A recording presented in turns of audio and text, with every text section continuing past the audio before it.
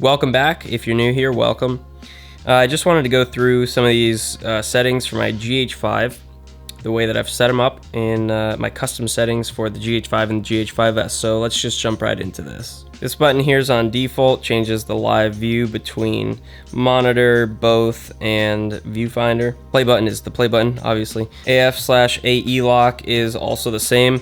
So if we come to this wheel down here, if you push up on this, it'll bring up my scopes, so I have that remapped to scopes. So that brings up the waveform and the vector scope. On the left, I have my picture profile, so you can cycle through these. If you click right on this little D-pad, then you get the Vlog LUT enabled and disabled. Clicking down on the D-pad is a focus punch, so we can punch in and check our focus really close. I remapped the delete button to be my level, so you can see if we're level or not. FN3 is mapped to peaking, so turning off, go to low, high, and off. FN2 is our teleconvert. Display button is just the display button. If we go up to this little joystick right here, I've remapped all 4 of the gestures, actually all 5 of the gestures. So if we click in once, it'll bring up our audio levels. If we click up, it'll bring up our recording quality, so we can record in 4K or 1080p or whatever. The reason I have it on this and not on one of these custom buttons up here is because if you use the custom buttons, it won't save all the settings that you were previously using while shooting. So you'll change your white balance and then you'll change the custom setting and it'll just switch the white balance back to whatever it was at when you saved that custom preset. So that's really annoying, so I just remapped that to be up here to change it to 4K or 4K 60 or whatever.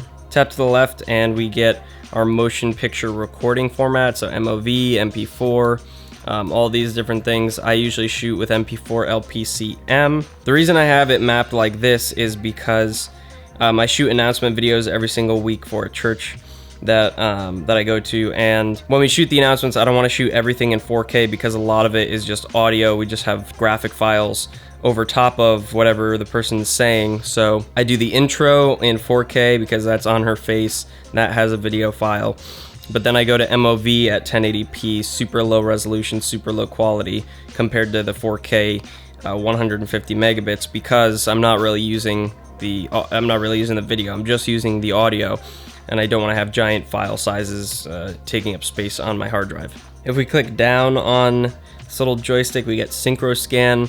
That's just in the case that I'm shooting a wedding or something, or shooting an event, and the lights that are in the venue or anything like that flickering. So you can, this is basically being able to change your shutter speed by very small increments, and so you can counter flickering in certain environments. Now, to use the right function on the joystick, we have to change to a different recording format.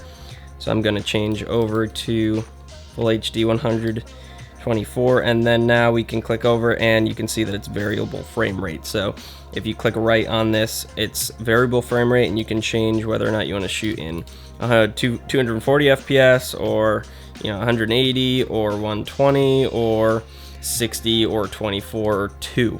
You have all those options because the GH5 is such a great camera. If we go to the top real quick, I have my FN1 button set to zebras. So one click will give you zebra 70, and then another click will give you zebra 50, and another click will turn it off. So I use zebra 70 for Caucasian skin tones when I'm shooting in a regular standard picture profile. I use 50% zebras for darker skin tones, or for a gray card when I'm shooting in log or in natural. So when I'm shooting in log, I do 50%, and then I drop it down 1 or 2 clicks, and then I check my waveform to make sure that's on about 42% IRE. White balance is white balance, ISO is ISO, and this little button does nothing because I didn't do anything with it. I don't know why, but I just didn't put it on anything.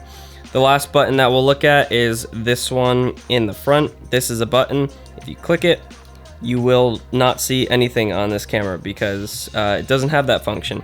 But I've remapped this button on the GH5 to be IS lock. So it's image stabilization, but it locks the sensor in a very particular way to almost emulate a tripod. So you just click that once and it'll lock it in place, not on the GH5S, but on the GH5. So yeah, those are my custom settings. I hope this helped you guys out. These are definitely my favorite settings. I usually try to go with these on any camera that I'm working with. I try to have them in similar positions if I can. Hopefully you enjoyed the video. Hopefully you get something out of this. I know it was quick. I know it was kind of lazy, but hopefully it was helpful to you. If you liked the video, give it a thumbs up. If you didn't, leave a comment down below and tell me why. I'd love to hear your feedback, and I'm always open to criticism. Subscribe if you haven't already. But that's going to do it for this one. So I'll see you guys in the next video. Peace.